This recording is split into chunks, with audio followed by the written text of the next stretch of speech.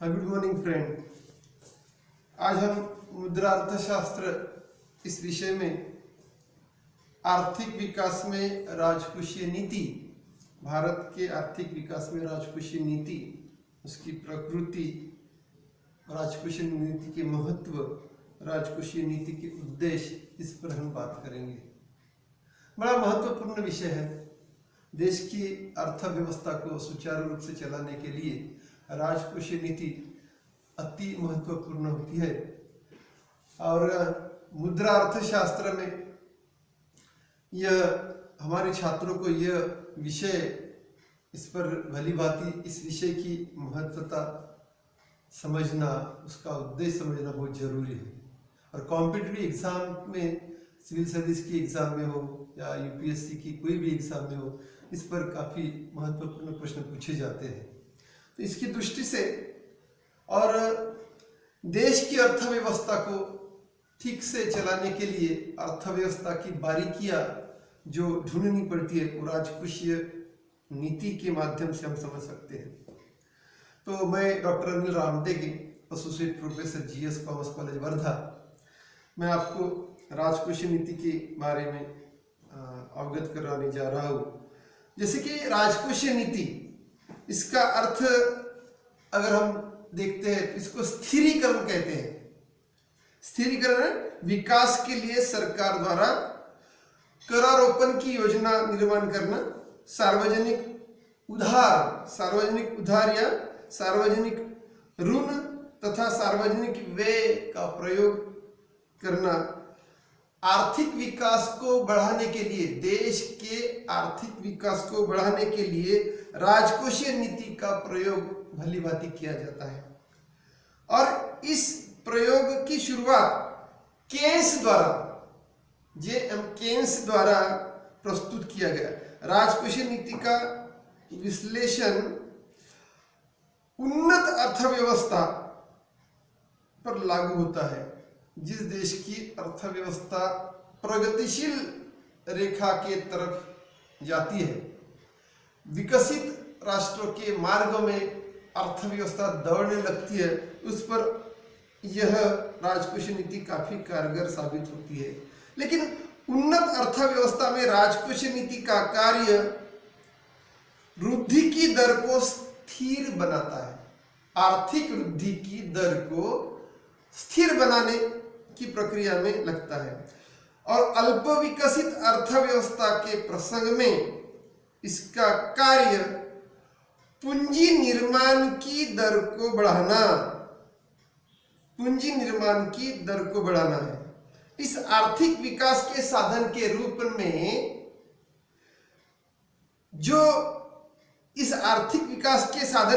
में जो रेखांकित किया गया है, ये केन्स के विश्लेषण में राजकोषीय विधियों का प्रयोग बचत दरों को घटाने और उपभोग प्रवृत्ति को बढ़ाने के लिए होता है। परंतु भारत देश जैसे अल्पविकसित राष्ट्र को एकदम भिन्न समस्या का सामना करना पड़ता है। भारत देश में कई प्रकार की गहन समस्या है और इन समस्याओं का सामना, जैसे कि गरीबी एक समस्या है, दरिद्रता एक समस्या है, कई सामाजिक असमानताएं एक समस्या है, आर्थिक असमानताएं समस्या है। तो ऐसी स्थिति में अर्थव्यवस्था में बचत प्रवृत्ति को बहुत ही कम और उपभोग प्रवृत्ति को बहुत से अधिक निर्माण करने के लिए राजकोषीय नीति अतिशय महत्वपूर्ण होती है। इस प्रकार में भारत देश जैसे अल्प विकसित राष्ट्र में जो अर्थव्यवस्था जो समझते हैं, वो अर्थव्यवस्था में कई प्रकार के, जैसे कि अर्थशास्त्रियों ने अल्प विकसित राष्ट्र की अर्थव्यवस्था को राजकोषीय नीति अपनाने के लिए कई विद्वानों ने अपने विचार उद्धृत किए हैं। जैसे कि नर्क्स जैसे अर्थशास्त्री कहते हैं कि जो विकसनशील राष्ट्र में यानी इसमें कोई संदेह नहीं है कि केन्स के सामान्य सिद्धांत का झुकाव बचत यानी बचत के विरुद्ध और व्यय करने के पक्ष में है, परंतु जब उसे उन परिस्थिति को रोपित किया जाता है, उन परिस्थिति को निर्माण किया जाता है जिसमें अल्पविकसित देश अपने आप को यह प्रणाली घातक सिद्ध कर सकती है, यानी अल्पविकसित राष्ट्र को ये राजकोषीय नीति कठिन साबित होती है।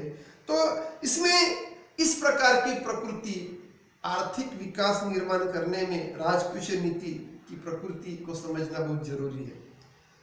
राजकोषीय नीति का महत्व इस प्रकार प्रकट किया गया है। राजकोष का महत्व, जैसे कि भारत देश जैसे अल्पविकसित राष्ट्र में राजकोषीय नीति गतिशील पूर्वक कार्य, गत्यात्मक कार्य करती है, गतिशील पूर्वक कार्य करती है।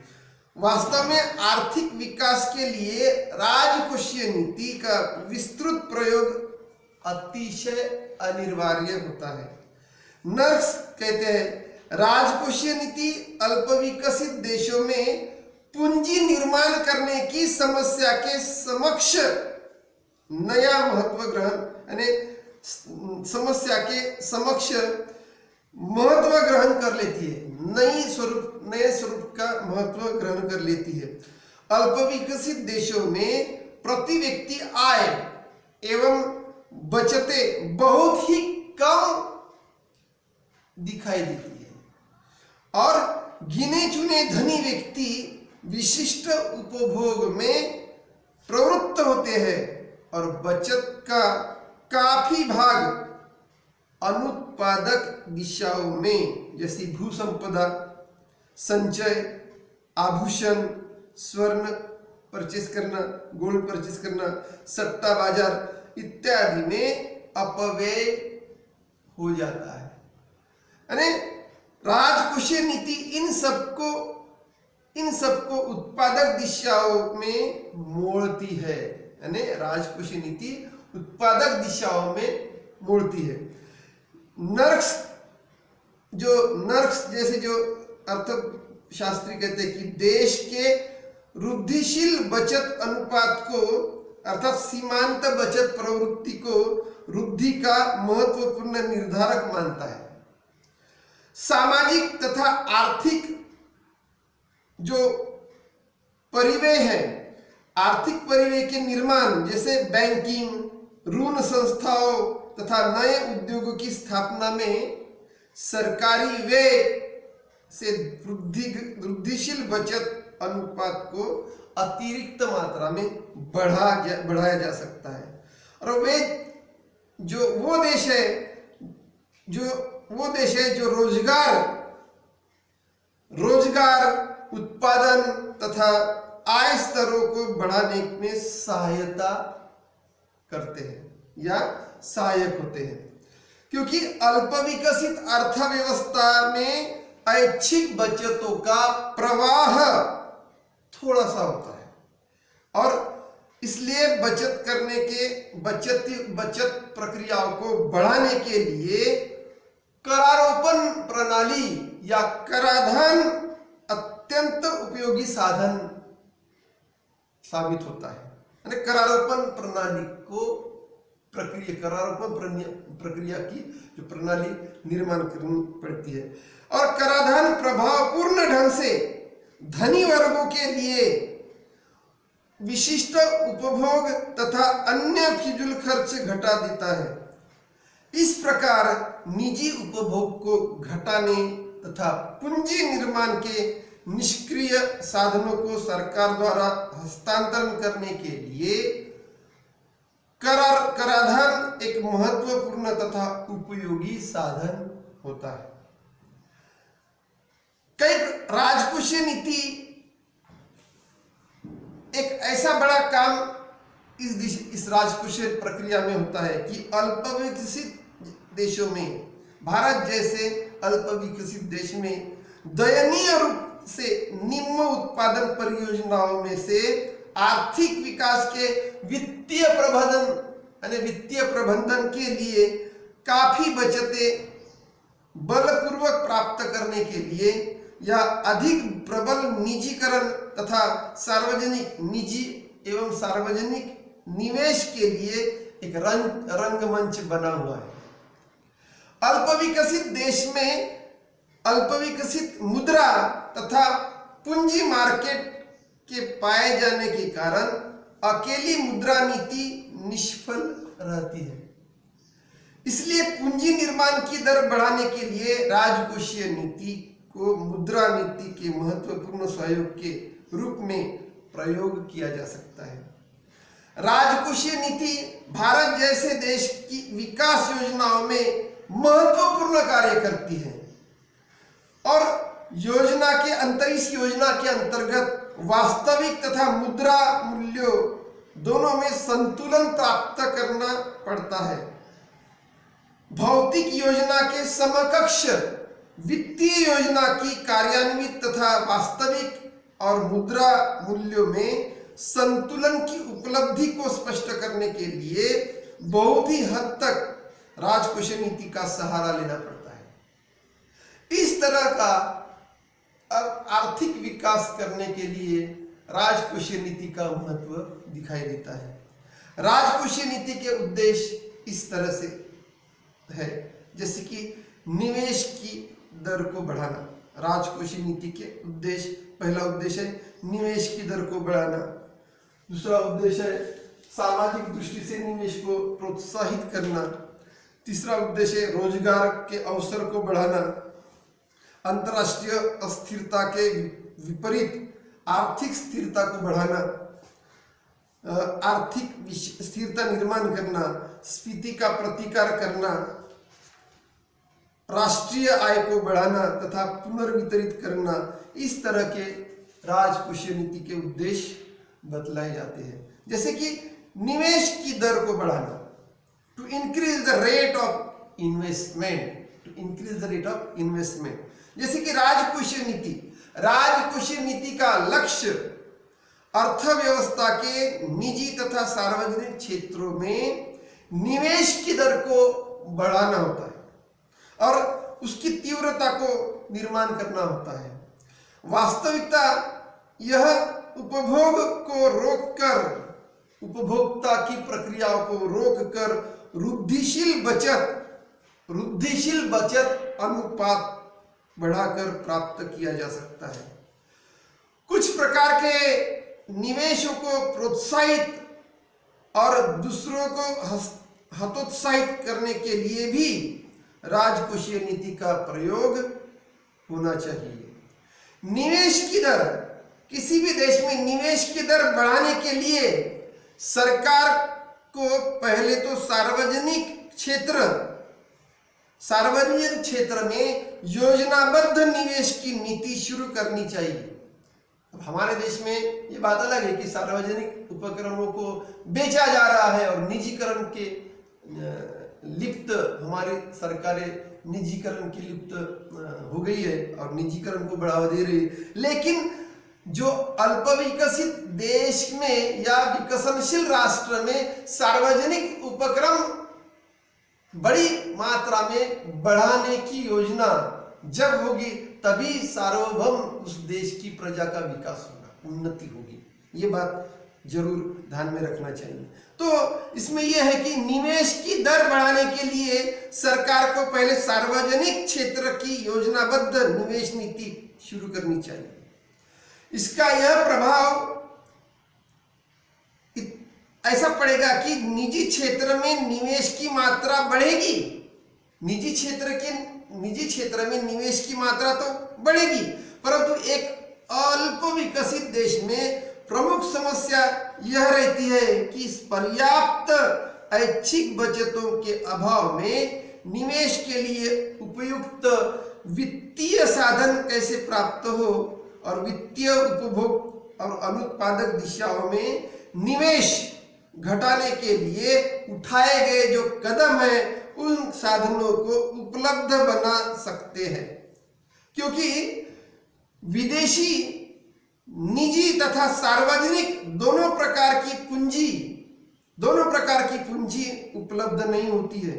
इसलिए उपचार यह है कि सार्वजनिक वित्त प्रबंधन को, करारोपण प्रणाली को या बलकृत ऋण लेने वाले माध्यम की प्रणाली को, वृद्धिशील बचत अनुपात, सीमांत बचत प्रकृति को बढ़ाया जाए। यानी इस प्रकार से ऐसे कई सारे तरीके सुझाए जा सकते हैं जिनके माध्यम से विकास वित्त की आवश्यक मात्रा जुटाने के लिए वृद्धिशील बचत अनुपात बढ़ाने के उद्देश्य से सरकार कई मात्रा में यह राजकोषीय नीति अपना सकती है। प्रत्यक्ष भौतिक नियंत्रण, वर्तमान करों की दरों में वृद्धि करना, नए कर लगाना, जैसे अभी जीएसटी में सम्मिलित सभी करों की प्रक्रियाएं जीएसटी में सम्मिलित हुई है, तो जीएसटी जैसे नए कर प्रणालियों को प्रोत्साहित करना, सार्वजनिक उद्योगों के अतिरिक्त अस्फीतिकारी प्रकृति का सार्वजनिक उधार और घाटे का वित्त प्रबंधन करना, इस तरह से कई प्रकार के तरीके राजकोषीय नीति में दिखाई देते हैं। यानी इस तरह से नए करों को लगाकर वर्तमान करों की दरों में वृद्धि करना भी आवश्यक होता है। हमारे देश में प्रतिगामी कर प्रणाली सबसे ज्यादा बड़ी मात्रा में शुरू करनी चाहिए थी, लेकिन सरकार ने प्रतिगामी कर प्रणाली न करके गरीबों को ही ज्यादा शोषित किया। गरीबों को ही कर भरने की प्रक्रिया सरकार ने कई योजना से लागू की, इसलिए देश में घाटों का बजट चल रहा है। जो हमारे देश में जिनके पास धन जुटता है, धन की मात्रा बड़ी मात्रा में जब संग्रहित होती है, वो धन को या उन संपत्ति पर कर प्रणाली लागू करनी चाहिए थी। कई देशों में, कई राष्ट्रों में प्रतिगामी कर प्रणाली बड़ी मात्रा में सरकार ने शुरू करने से देश की तरक्की, कई छोटे छोटे राष्ट्र की तरक्की हुई। हमारे देश में ये जो डेमोक्रेसी सिस्टम में जो प्रिंसिपल ऑफ डेमोक्रेसी जो है, उनकी जो तत्व है, वो तत्व का प्रावधान बड़ी बाती बताया गया है, लेकिन उसका अमल करने के लिए सरकार का प्रबंधन या प्रशासन जो कमजोर दिखाई देता है। तो इसमें इस प्रकार के उत्पादन शुल्क, कई प्रकार के लाइसेंस या भारी उत्पादन शुल्कों को प्रयोग पर रोक लगाना, कई प्रकार की पूंजी लाभ या व्यय तथा भूसंपदा या कई प्रकार के सार्वजनिक उद्यमों की दक्षता से चलाए जाने के लिए अतिरेक, जो कई प्रकार का अतिरेक उसमें दिखाई देता है। ने इस प्रकार से हमारे देश में जो राजकोषीय नीति का उद्देश्य जो निवेश की दर को बढ़ाना है, वो निवेश की दर को कराधान प्रक्रिया या कई प्रकार की करारोपण प्रक्रियाओं में अत्यंत प्रभावपूर्ण जो करारोपण प्रणाली का जो साधन है, वो साधनों से कई मात्रा में बचतें निर्माण कर सकती है। पूरक साधनों के अभाव के कारण घाटे का वित्त प्रबंधन सदैव स्फीतिकारी प्रक्रिया में हमारे देश में दिखाई देता है। वास्तविकता विकसित पूंजी मार्केट के अभाव में सार्वजनिक उधार से राजकोष में काफी मुद्रा नहीं आती, फिर भी इससे ब्याज की दरें बढ़ने की संभावना रहती है और इस प्रकार निवेश पर प्रतिकूल प्रभाव पड़ता है। इस तरह से कई प्रकार की तरीके राजकोषीय नीति में अपनाए जाते हैं। सार्वजनिक दृष्टि से अनुकूलतम निवेश को प्रोत्साहित करना, सार्वजनिक दृष्टि से अनुकूलतम निवेश को प्रोत्साहित करना, तो निवेश को बढ़ाना, प्रोत्साहित करना, राजकोषीय नीति को निर्माण करने के लिए निवेश के प्रवाह को उन दिशाओं में प्रोत्साहित करना चाहिए जो सामाजिक दृष्टि से वांछनीय समझा जाता है, महत्वपूर्ण, सामाजिक दृष्टि से महत्वपूर्ण समझाया जाता है। इसका संबंध निवेश के अनुकूलतम ढांचे से, इसका संबंध निवेश के अनुकूलतम ढांचे से और यह राज्य का उत्तरदायित्व है कि सामाजिक तथा आर्थिक उपपरिव्यय में निवेश को बढ़ावा देना चाहिए। जैसे परिवहन संचार को बढ़ावा देना चाहिए, परिवहन संचार, नदी तथा विद्युत विकास और भू संरक्षण, ऐसे कई मात्रा के जो आर्थिक उपरिव्यय के अंतर्गत आते हैं। जबकि शिक्षा, लोक स्वास्थ्य और तकनीकी प्रशिक्षण सुविधाएं सामाजिक उपरिव्यय के अंतर्गत आती है। निवेश के दो वर्गों को बाह्य मितव्ययता प्राप्त होती है, ये मार्केट का विस्तार करते हैं।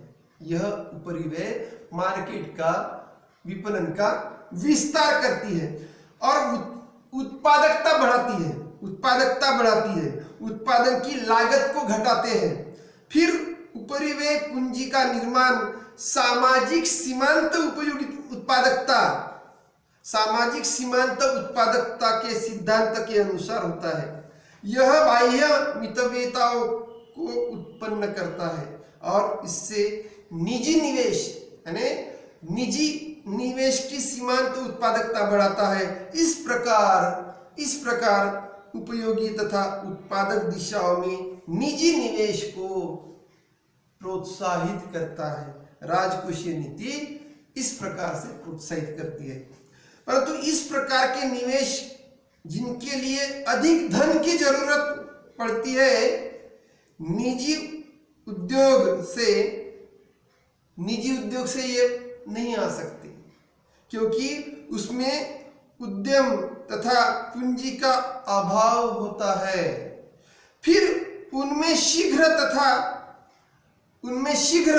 अथवा प्रत्यक्ष प्रतिफल की आशा नहीं की जा सकती।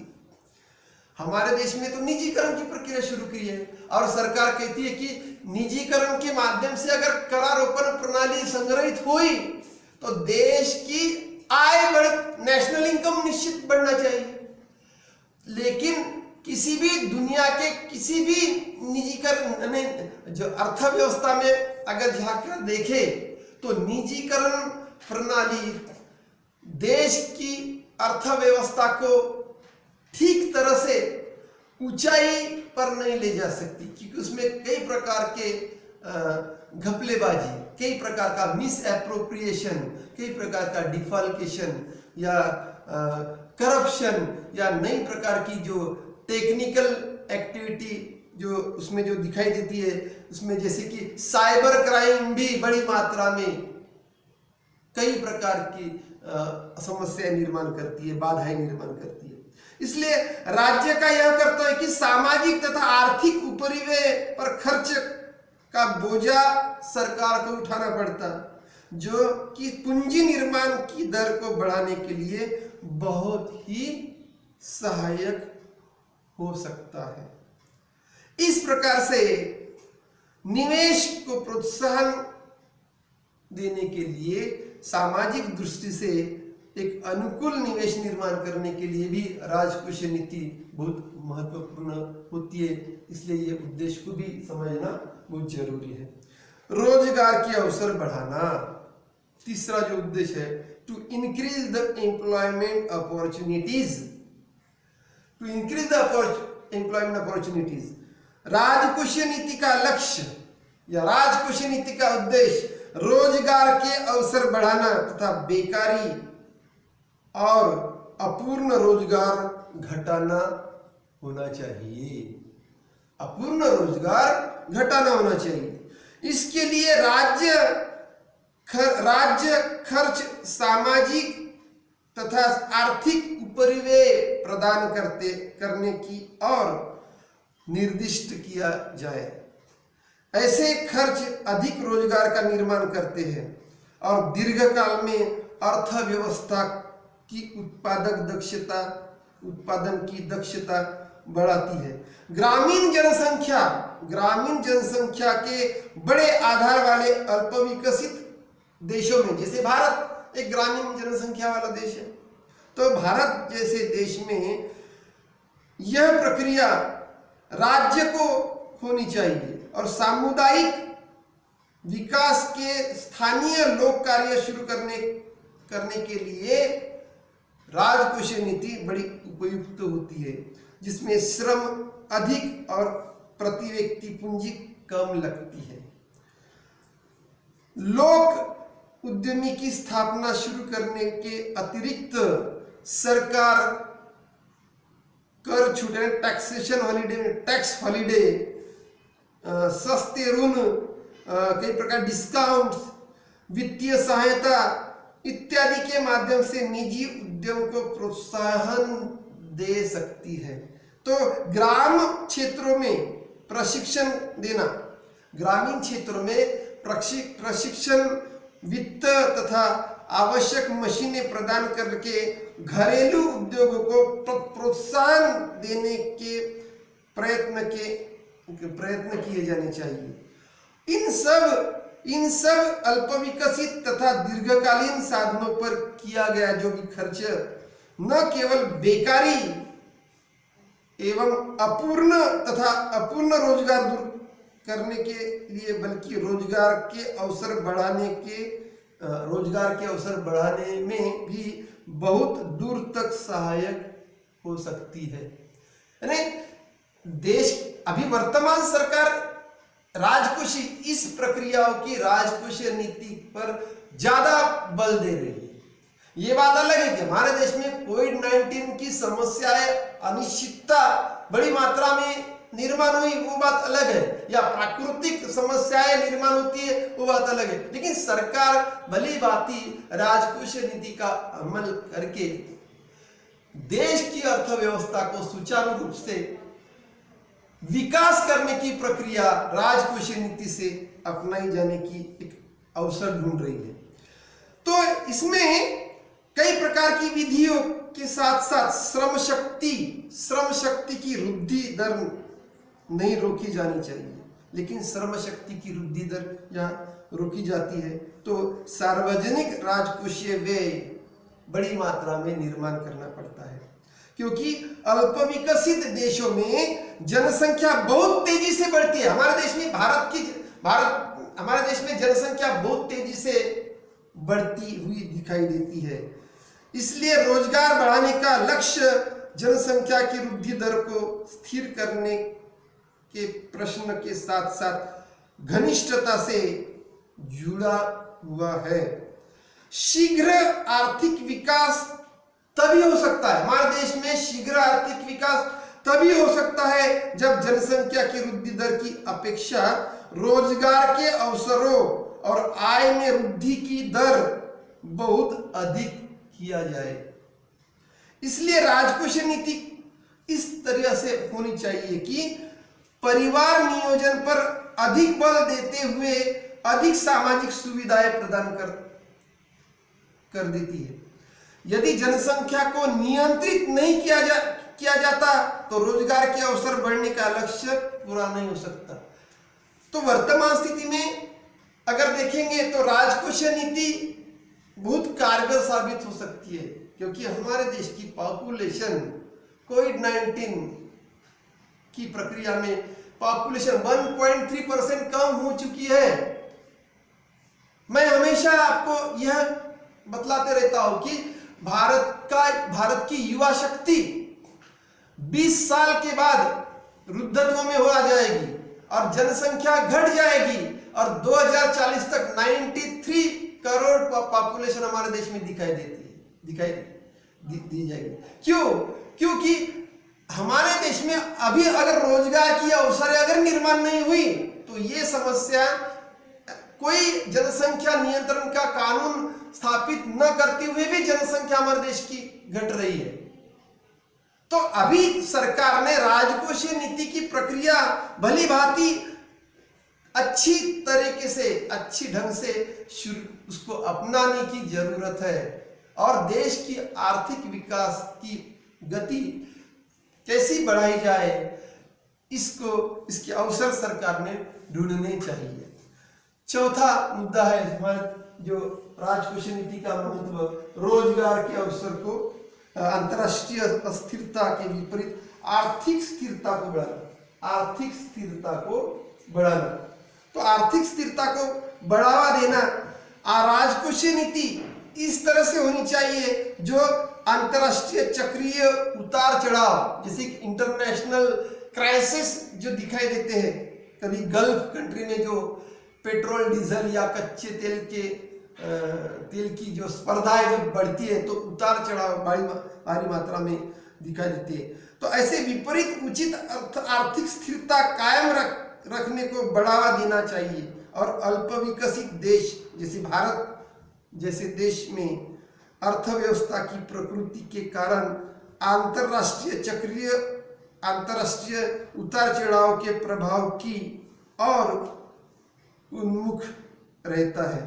यानी हमारे देश में जैसे कि जब अंतरराष्ट्रीय व्यापार चक्र उतार चढ़ाव का दिखा देता है तो भारत सरकार तेजी से ऐसे समय कई प्रकार के वस्तु और कई प्रकार के बिजनेस को प्रोत्साहित करके उन उतार चढ़ाव को कैप्चर करने की प्रक्रिया सरकार अवलंब करती है। यह प्रमुख रूप है कि में प्राथमिक वस्तुओं का निर्यात और निर्मित वस्तुओं तथा पूंजी वस्तुओं का आयात करता है। यदि विश्व बाजार में कृषि तथा खाद्य वस्तुओं की कीमतें गिर जाए तो व्यापार की शर्तें प्रतिकूल हो जाती है। विदेशी विनिमय की कमाई घट जाती है। विदेशी विनिमय की प्रक्रियाओं में जो कमाई है वो घट जाती है और राष्ट्रीय आय गिर जाती है और कृषि तथा खनिज वस्तुओं की पूर्ति की बेलोच प्रकृति के कारण अल्प विकसित देश में निर्यात को बढ़ाने का तब लाभ नहीं उठा सकता जब उनकी कीमतें गिर जाए। इसी प्रकार वह विश्व बाजार में तेजी का भी लाभ उठाने में असमर्थ रहता है। व्यापार की शर्तों में सुधार होने पर उत्पादन तथा रोजगार में वृद्धि नहीं होती। इसके विपरीत बढ़ती हुई निर्यात कमाई, विशिष्ट उपभोग, भू संपदा, सट्टा या स्पेकुलेशन इत्यादि में अपव्यय हो जाते हैं और इसमें अर्थव्यवस्था में स्फीति की प्रक्रिया का दबाव दिखाई देता है। तो इसमें अंतरराष्ट्रीय शक्तियों के विपरीत आर्थिक स्थिरता कायम रखने में राजकोषीय नीति महत्वपूर्ण कार्य साबित हो सकती है। इसमें राजकोषीय नीति आर्थिक स्थिरता कायम रखने में राजकोषीय नीति महत्वपूर्ण दिखाई देती। तेजी के दौरान अंतरराष्ट्रीय चक्रीय उतार चढ़ाव के प्रभाव को न्यूनतम बनाने के लिए निर्यात तथा आयात शुल्क लगाया जाना चाहिए और विश्व मार्केट कीमतों में वृद्धि से प्राप्त होने वाले अप्रत्याशित लाभों को निर्यात शुल्क निष्कासित करना चाहिए।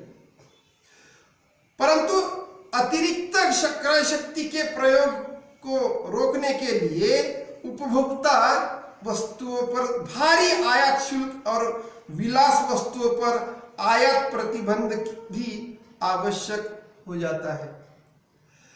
पर राजकोषीय नीति की सफलता इस बात पर निर्भर करती है कि विलास वस्तुओं पर आयात प्रतिबंध और निर्यात तथा आयात शुल्क घरेलू बचतों तथा पूंजी निर्माण के लिए कहां तक प्रयोग होते हैं। यह विश्व मार्केट में मंदी की अवधि में निर्यात की कमाई काफी घट जाती है और निर्यात वस्तु क्षेत्र पर गहरी चोट पड़ती है। ऐसे स्थिति में सरकार को घाटे के वित्तीय प्रबंधन के माध्यम से बड़े लोक कार्य प्रोग्राम शुरू करना चाहिए या सरकारें लोक कल्याणकारी प्रोग्राम को शुरुआत करने की घोषणाएं अपने अपने देश में देने लगती है। ऐसी स्थिति में सरकार को यह करना चाहिए कि जो अतिरिक्त क्रय शक्ति में वृद्धि उपभोक्ता वस्तुओं की कीमत बढ़ा देती है, क्योंकि अल्पकाल में उन वस्तुओं की पूर्ति बेलोज होती है। तो इसलिए राजकोषीय नीति को अधिक विशाल दृष्टिकोण से देखना चाहिए। भारत सरकार ने राजकोषीय नीति को कारगर स्थापित करने के लिए अर्थशास्त्रियों की नियुक्ति करना चाहिए या प्रबंधकीय शास्त्रियों की नियुक्ति करके उसमें राजकोषीय नीति या बजट स्थापित करने के लिए भरकस प्रयत्न करना चाहिए। तभी हमारे देश की आर्थिक स्थिरता, आर्थिक विकास और आर्थिक वृद्धि होने की संभावना स्थापित होगी। Thank you.